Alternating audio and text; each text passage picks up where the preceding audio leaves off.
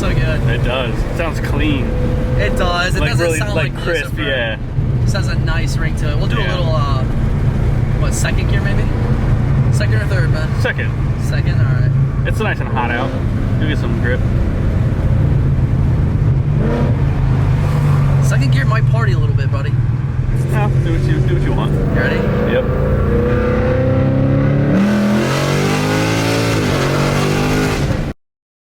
Yo, what's going on, everyone? Welcome back to DerekBaranProductions for another video. Thank you all so much for tuning in. And today we are currently heading to Buffalo Tire to go visit Chase, because you can obviously tell from the title and thumbnail of this video, we have run into a little issue with Hades. You guys, obviously, if you've been watching the channel, you know we just finished up the full bolt-on, about to be E85 process on my 2020 10-speed. And everything went smooth, honestly. All the fitment was great. You know, intake manifold, ported intake manifold went on. Our P51 intake went on. Longtube headers, our valved exhaust. And, you know, we loaded up our Palm Beach dyno tune as soon as we finished everything. Well, as soon as Chase finished everything, and it was good to go. The car felt great. We ripped on it. It's pretty dialed, honestly, for a base tune. Palm Beach definitely knows what they're doing. But over the next few days of driving the car, I ran into a little situation to where at first I thought it was entirely my fault. What had happened was I was driving home from the gym one day, and you know, the car was at like 20-25 miles till E. And you know, when your car gets that low, you should not be ripping on it, period.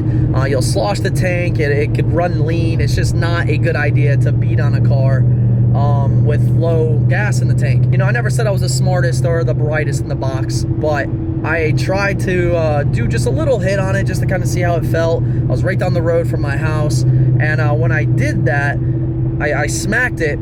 The car made all the noise. It went absolutely nowhere. The car didn't move. Threw me off like crazily, because the day beforehand I was sitting there ripping on it, and it felt, you know, like a little vicious full bolt-on 10-speed. And at this point, I was like, okay, this is weird. The car's not moving. It's making all this noise, and the RPMs are revving all the way up.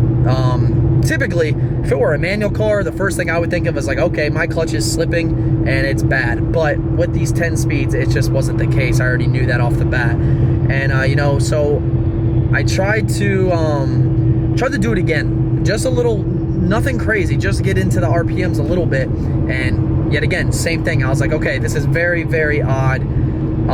Let me go put gas in the car, and maybe it's just, you know, tripping some sort of fail-safe type thing. You know, these newer cars have all this technology, and it wouldn't cross my mind once if that weren't what it was doing. It was just like, hey, it's too low on gas. We're not gonna let this thing rip. And you know, that was my initial thought. So I went to the gas station, I filled it up to half a tank, and on the way home, I ripped on it, and it pulled like a freaking freight train. So I was like, okay, that's definitely what it was. It was just some sort of fail-safe thing that, you know, the computer didn't allow the car to be ripped on. And this dude's on my ass. I'm about to brake check him. So I ripped on the car, and it moved out. It felt absolutely amazing. And, you know, I kind of just left it at that. It was just some sort of fail-safe. Well, the other day, I wanted to do a pull on video, and, you know, I had like 60 miles till E, and I put it in second gear and hit it. Same thing. Did not go anywhere. The RPMs went up, the car made noise, but it just did not go anywhere. It felt like a freaking 100 horsepower John Deere going down a hill. I was like, okay, something's wrong. Something's not reacting right. It's not acting right.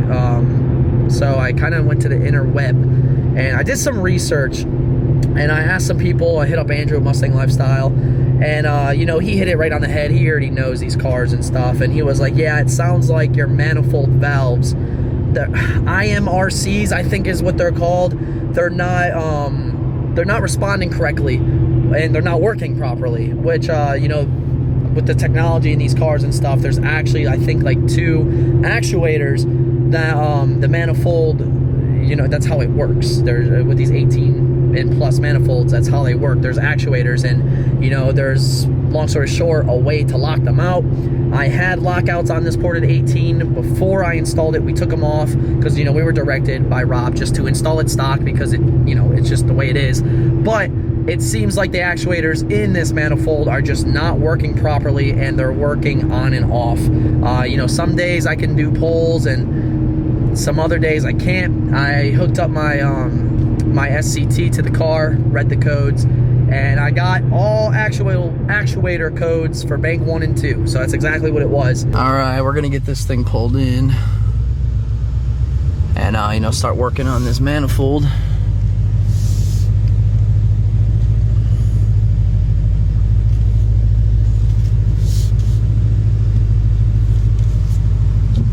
Well, I made a little mistake. When I installed this P51, I obviously didn't get it low enough, because you can see we got some burnt.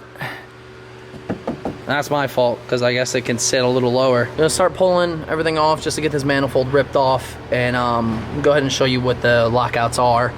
2 small little plates that go in the back of the manifold. So these are the lockouts, aftermarket MMR ones. So it just keeps it open. You can see these runners, and you can see in here. So when you're cruising at idle or whatever, it keeps the manifold a little more shut, and then you go a WOT and it opens up, and back to shut when you're low speed cruising around. It's supposed to help with like bottom end torque, gas mileage, really draftability stuff. I mean, they are nice little billet aluminum. You can see MMR on there, but that's all it is. It's just gonna hold that actuator completely open. We're just gonna slap them on, load the tune, and should be good.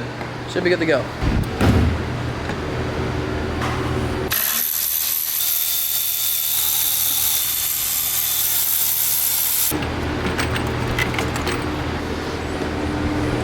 You can hear them. Oh, you can see them right there. Stay open. So weird. I don't know. Won't matter anyway. All right, toss it. We're gonna slap a blower on it.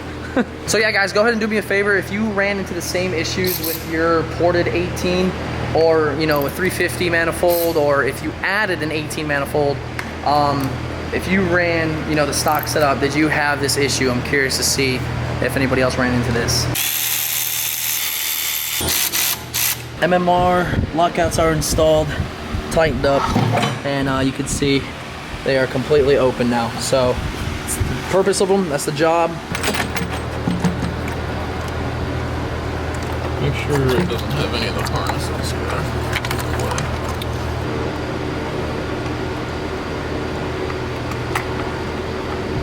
So intake manifold is back in, everything's buttoned up.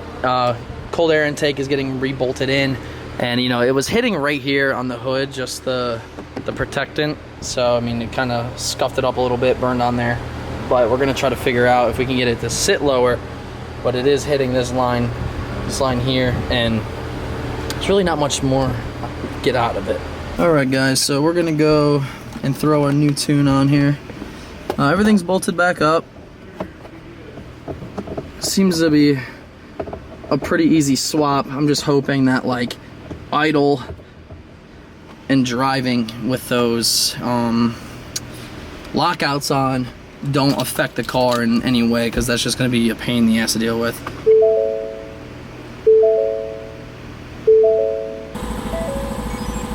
Alright, tune's done.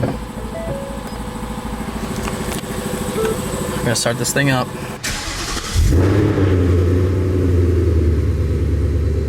Alright, idle is amazing. That's a good sign.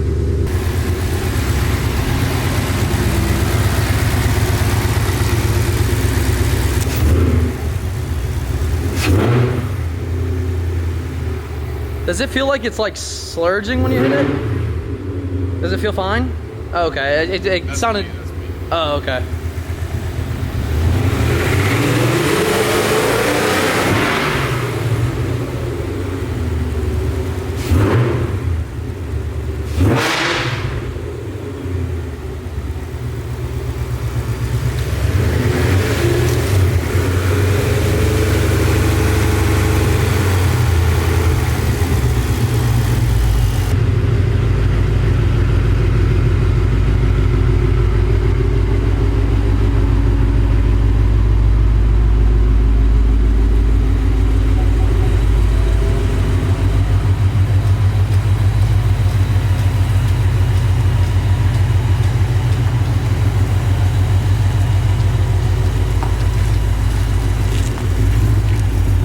Chase is gonna do a quick little loop just to double check, make sure it feels fine under throttle, which it should.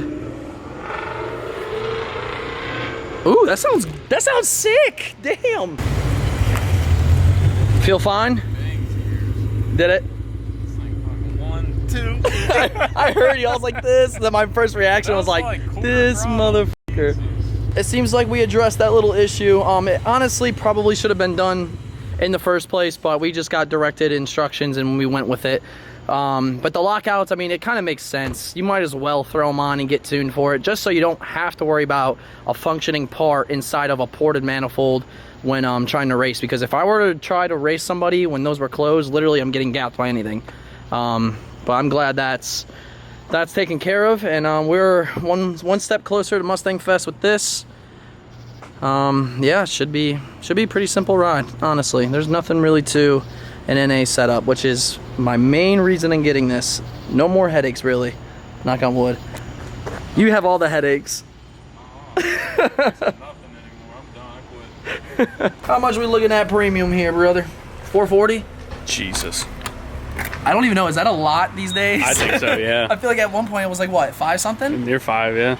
I think 440, I'll take it. I mean, we won't be on 93 much longer, and I know a lot of people want me to go on E, but we do have Mustang Fest coming up shortly, and I'm going to go on 93 because E85's kind of burns quick, so I'll be stopping more, and it's harder to get down there. So that's why I'm kind of holding off on the E-tune until I get back, probably. So we'll put a little bit of 93 in here. As you know, Derek and I, well, I guess you wouldn't know that I would have the plan, but we've been talking with Jake and everything about taking the show on the road almost permanently and going down to Florida. Definitely permanently. Definitely permanently. Going down to Florida. And yeah, I would sell the car, get some money to move down to Florida, sell the bike too. Tell them about your car, just in case if anybody's looking for an AMG. If anyone's looking for it on here, if anyone wants to buy it, it's a 2012 C63 P31 package coupe. It's magnetite black over red Napa leather interior. It's got about 80,000 miles on it. I mean, it runs like a champ. I daily it. I mean, I've had zero problems with it. And yeah, I've been taking care of it. So if anyone wants a great, I mean, it's not only a daily, it's a sports car. Sounds you can do good. anything. Sounds amazing. I have a resonator delete on it. It's got 5% tint. Like, it is. Dog, show them this car. It's sweet. So yeah, if you want it, hit me up. What? Why did I buy another black car, dude? Oh my lord! Like look at this. Look Got at some those fenders. splooge. Actually, I want to look at this. People be touching. You can't even see it. You can't even see it on here.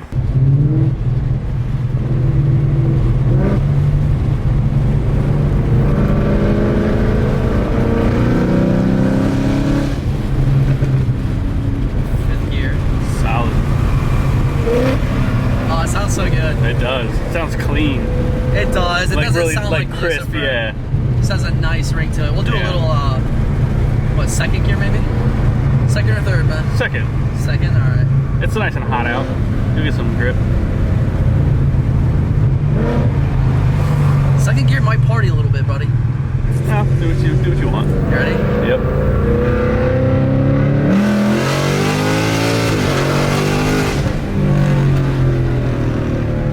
How's it feel? Solid as Not bad, huh? Yes, sir. Want to do a dig? Yeah, let's do it. All right. You got the fella, nice red get light. ready. Yeah, We're gonna hit it on green.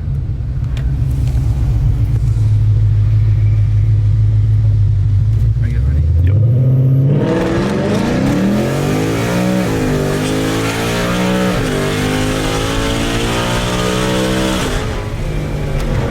That Ultima got fucking whacked, dude. No chance. That felt That good as felt fuck, good. Dude, those shits really do hit. Yeah, You're gonna see the camera it, shake. that was on Sport Plus too. It gets way worse in drag. That was Really? in drag, yeah. Oh my That was God. kind of moderate. Golly, dang. So to conclude our little mishap we had with Hades, it seems like, well, it doesn't seem like, the car is officially running exactly how I wanted it to. So that's good. The lockouts that we put on, the MMR lockouts, I do want to say it actually helped the drivability with my case. I may just have had some weird malfunctions going on with the actuators, because right now just driving around with it shifting and under throttle, it feels a lot smoother.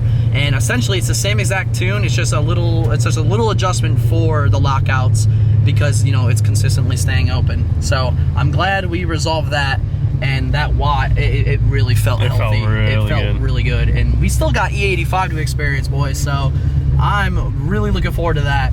And you know, speaking about looking forward to things, we have Lucifer here, and I know you guys haven't seen it on the channel for a little bit, and you know, to be honest with you, there's some deep emotion I gotta go and fill you guys in with when it's the right time. The car's fine and all. To sum it up, so I don't leave you guys on a huge cliffhanger right now, I'm not enjoying it, and that has to change, and that's gonna change. So we're gonna completely overhaul Lucifer, I think, in the near future. We're gonna change up some setups. We're gonna try some different things, just to kind of make it more of a fun driver car. I want to like take that thing into the mountains, maybe just change the setup up as a whole, and then this is gonna be my go fast car, because 10 speed mounted up with a VMP in one day, like, it's gonna be nasty. It's gonna be ridiculous. And so with that car, I kind of don't want it on full kill, max effort, making 750 on a Gen 1, because I don't want to blow it up. So I've been doing a lot of thinking. I kind of went to the drawing board. I kind of have a list written out, and I just want to completely redo the car, front to back. Just want to redo the whole thing, different setup, different, you know, different goal with it. Maybe taking it to the mountains with a badass street setup that's all nice and sticky with Ramina's Vet. Have some fun turning the car and stuff. So we'll see, but I have to enjoy the car again. It's a beauty, it really is. It's a staple of the channel, and it's just not giving the love it deserves, because this is my track car, this is my go fast car, full bolt on, and it's, you know, I'm having more fun in this one. It shouldn't be the case. That should be the one I have the most fun in. So we're gonna change that. Stay tuned for that. We'll talk a little bit more about what plans I want to do. I got to get some green lights and stuff first, but yeah, figured I'd let you guys know about Lucifer. But I do want to go ahead and thank you all so much for watching today's video. I just want to keep everybody up to date with the process on, you know, going full bolt on with your car, some of the mishaps you may run into. And this was the only one, really. There's nothing else that's kind of worrying me. Feels solid as hell. And Palm Beach Dyno, Rob, thank you so much.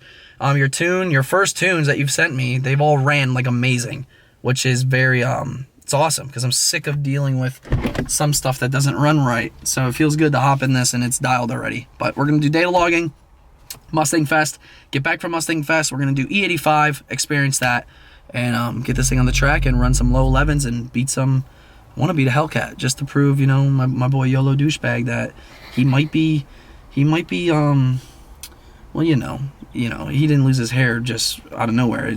The meth will get to you. It'll catch up to you. We're going to beat a Hellcat. YOLO told me I'm gonna come on his channel. He's gonna call me sir and apologize to me. Thank you all so much for watching, man. Y'all have a blessed day. We'll catch you Friday, 8 p.m. Eastern time for another video. We have a fun one coming. And yeah, let's go. Mustang Fest, get ready. We got 70 shirts coming. We didn't pick a winner for the hood yet. That's coming. Stay tuned. But y'all have a blessed day. Later.